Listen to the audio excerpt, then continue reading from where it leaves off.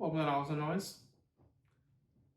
Welcome to Novels and Noise. It's the book club with music and poise. Today we're talking about the Picture of Dorian Gray. What am I drinking? That's really important. It's also really important that you're drinking something. So pour a glass of wine, a glass of tea if it's the morning, I don't know, whatever you want. I am drinking this Antinomianism. It's a 2012. It's by Tenuta del Portale. That's kind of fun. It's a really dramatic wine, which fits with everything to do with Oscar Wilde. So let's get into this. All right, so this segment's going to be called A Wild Life, after the life of Wilde, Oscar Wilde. Fun fact, this is my most fun and favorite fact about Oscar Wilde. His name is actually Oscar Fingal O'Flaherty Wills Wilde, which I love the idea of having three middle names, especially if one of them is O'Flaherty. So that's something. I would not have liked Oscar Wilde. Wouldn't have been friends. He was an aesthetic of the aesthetic movement.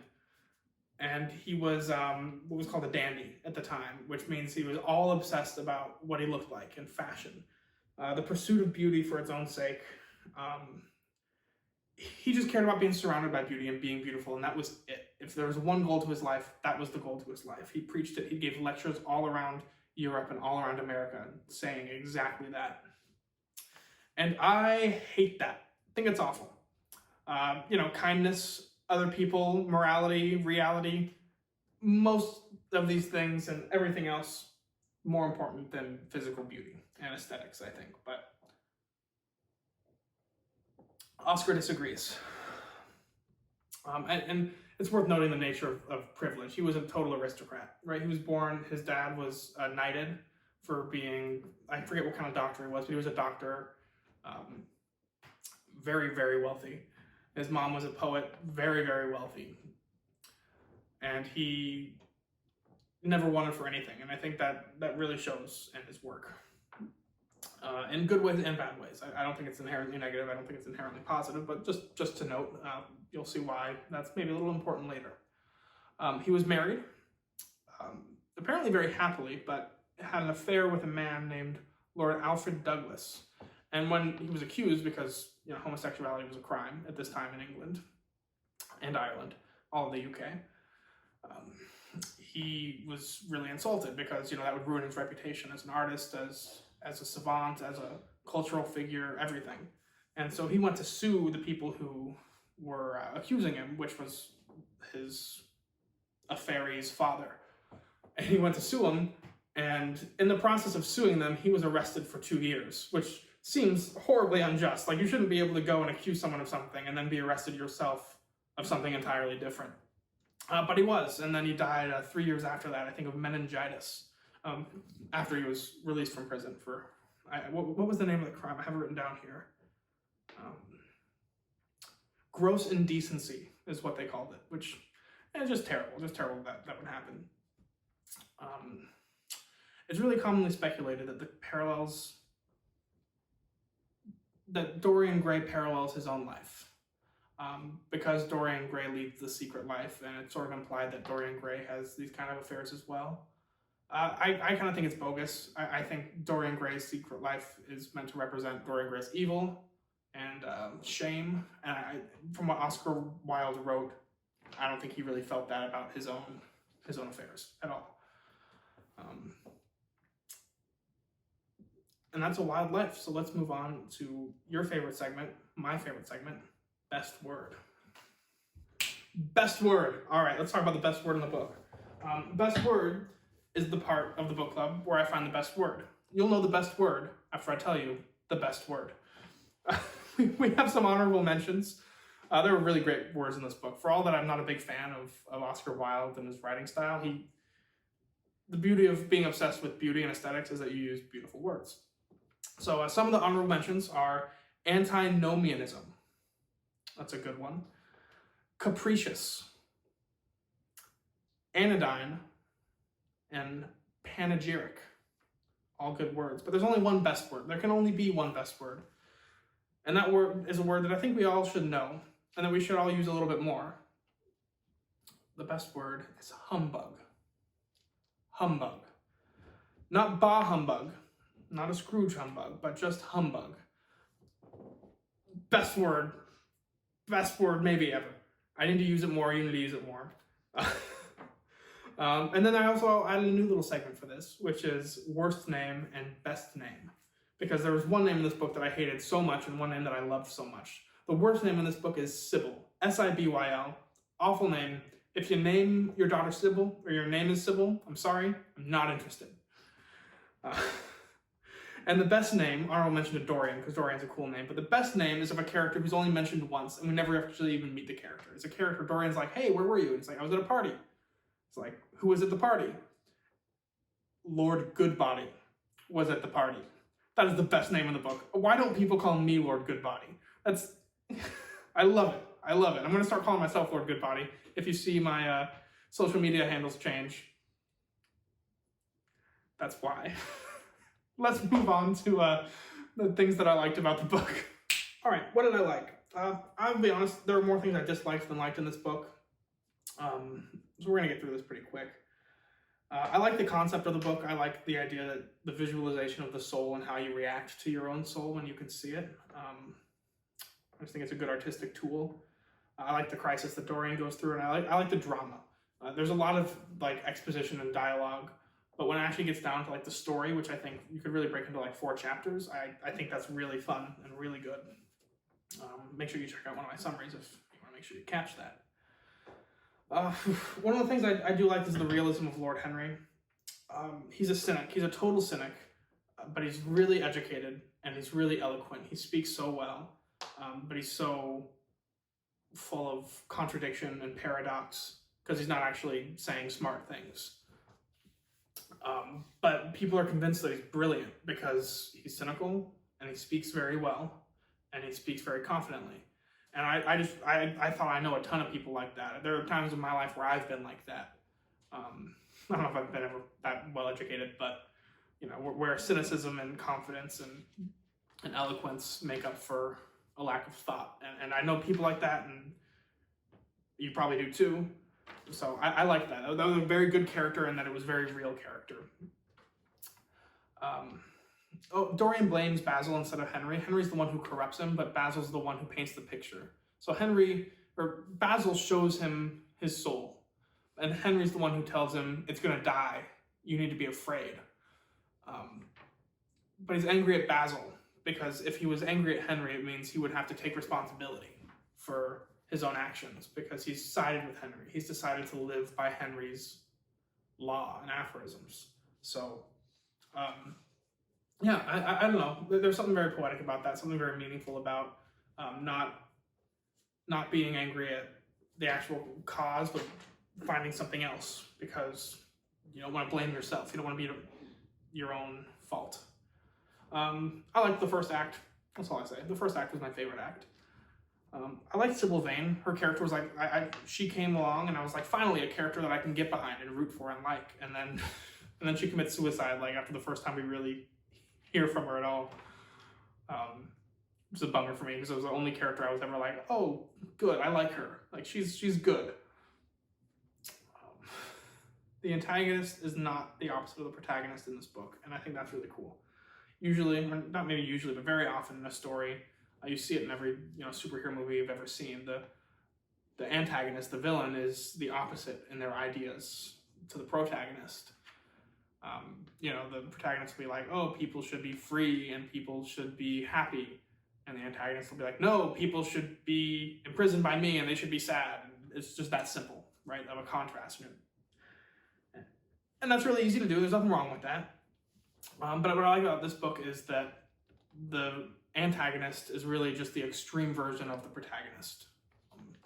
Him at the start, Dorian at the start, seems innocent enough, and Henry's ideas seem innocent enough, but when Dorian takes them to their furthest extreme, it's evil and antagonistic.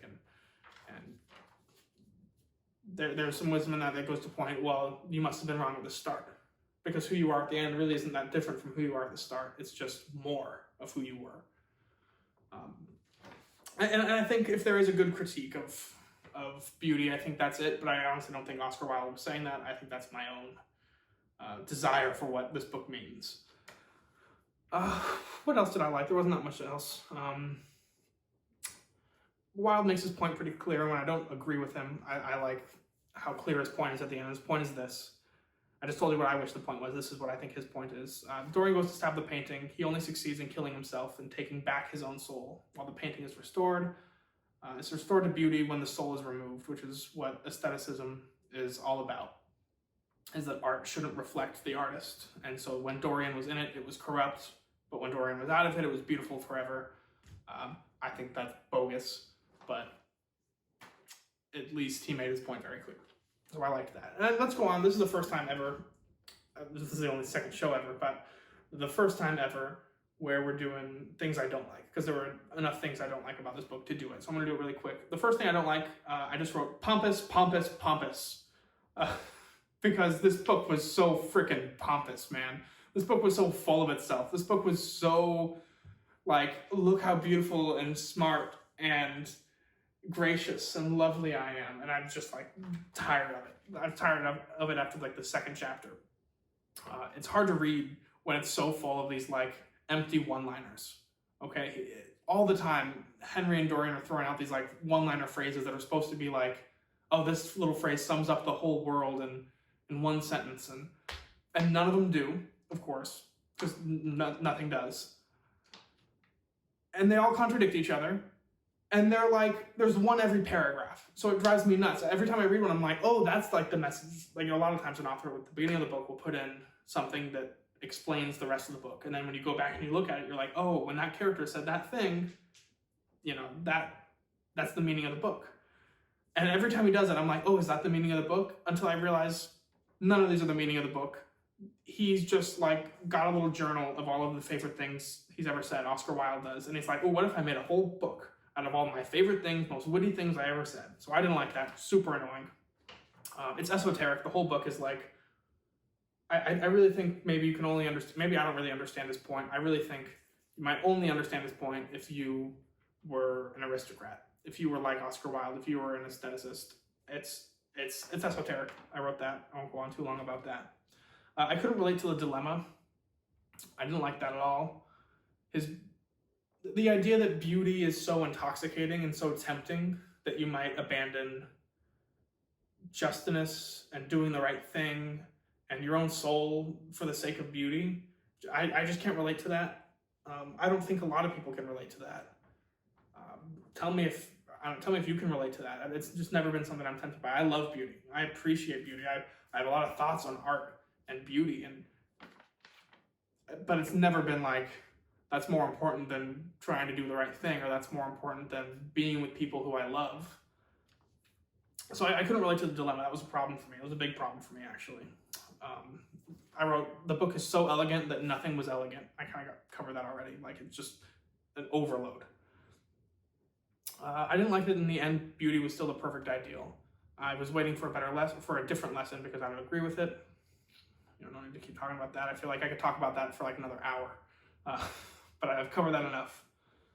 And there was no counter to the philosophy of pleasure, and to me there was like this large space for like intellectual debate within the book over whether or not pleasure is what we should be seeking more than anything. And he just never had that debate. He just kind of assumed that everyone was on the same page about that, and I'm not. Ooh, is there anything else I don't like? Yeah, but I don't want to be a downer. So let's move on to the next section. I know you like the best word section. I know you said it. I said it was your favorite section, but it's not, because your favorite section is my favorite section, which is the next section where we do haikus. Time for haikus. I write the haikus for the book, for the theme of the book, for the story of the book, but it would make my day, it would make my like year if just one person wrote a haiku for one of his books also, or for the show, or anything else. So do it. It's 5 syllables, then 7 syllables, 5 syllables, doesn't have to rhyme. That would be the coolest thing ever. Now I'll read my haikus for the Picture of Dorian Gray. I have 4. Number 1, beauty is the tree, wonderful while withering. Time is gracelessness. Ooh. Number 2, academic lust, perplexed by man's corruption, enraged in his own. Number 3, Look, I'm Oscar Wilde. Art should never be selfish unless it's about me. Oscar. Number 4. It's not beautiful just because you find it so. You are too twisted. And those are the haikus I wrote after reading the book. Share any of yours. Let's move on to the last section, which I didn't title. Let's do it. So let's quick talk about the themes. Obsession with beauty is, of course, the predominant theme in the book. And I think finding beauty in ugly places is what's up for debate. Is that real? And Dorian goes to find beauty in ugly places like murder and opium, and he's thinking, I'm finding the beauty, and it's like, you're not. There's not really the beauty in those places. That's just pleasure. And I think that's one of the points of the book is that there's a separation between pleasure and beauty. He's made aware of his morality. He wishes it wasn't true. His wish is granted, and he goes on to do things he never would have done before. So it's like the awareness of his soul is the reason that his soul is corrupted. If he never saw the painting, if Henry never intentionally corrupted him, it seems as though Dorian would have lived an upright and oblivious life. So that's another interesting thing. I'm just gonna roll through these real quick. And the point I think there is evil is not in our nature; it's in our understanding of nature, is what Oscar Wilde's trying to say, which is another very aesthetic movement kind of idea. Lastly, one of the most interesting things that's said in the book is that the only unforgivable sin is ennui, which is, I think, Latin for boredom, or like lack of days, having nothing to do. And it struck me as very just aristocratic, like unrelatable, not really true. That's so privileged. First world problems, kind of. And the idea is, not the idea of this, but this exemplifies why the fortune is not such good fortune. Being rich isn't necessarily lucky in every way. It's very lucky if we're rich. I'm not putting pity on that as a whole, but if you were born into a situation where you never had to confront evil, if you never had to confront hardship, you wouldn't know what it looked like. It'd be like you'd never seen a snake before, and you went to pet it because you didn't know it was dangerous and it bit you. And you didn't know how to even react when it bit you. So, is that bad? Is it bad that the snake bit me? It hurts. But they ponder whether or not the pain of the snake biting them is even bad in this book. It's really distanced from reality, I think, and from evil, and from consequence, and from consideration of other people. It's about the corruption of his own soul, but when does it ever consider the corruption of the artist's soul, of Basil, or of Henry, or of the people he corrupts? It's not. It's interesting. And I'll close it with a quote from Oscar Wilde. He says, "Basil Howard is what I think I am. Lord Henry is what the world thinks of me. Dorian is what I would like to be." So he sees himself as the artist. The world sees him as a corrupter. England did, certainly.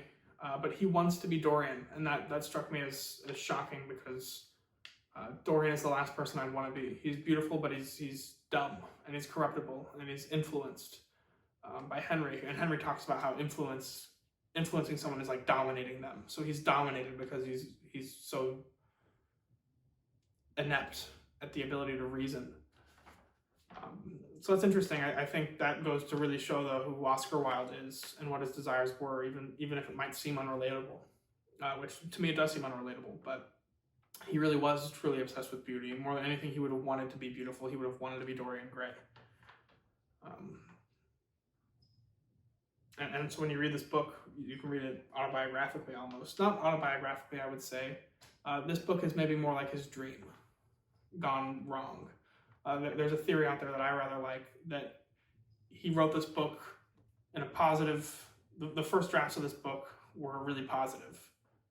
Dorian wasn't really seen quite as much as a villain, and then before he released it, he made the ending seem more villainous, so that he was kind of insulating himself from like the British culture where they're like, you're a corrupter, you're bad, you're a bad influence on the youth. And then he was like, no, look, I'm not a bad influence. I said that the things I say aren't good. See, it's villainous. And he's sort of protecting himself. So that's just an interesting way to read the book, an interesting way to think about the book. And that's going to be the end of our book club, I think. I don't think I have anything left to say. So, good night. Goodbye. Thank you so much for coming to Novels and Noise. This has been Novels and Noise. I have been Lucas Freed. Subscribe and like to the channel. We also write music, so check out those videos. Thanks so much for coming.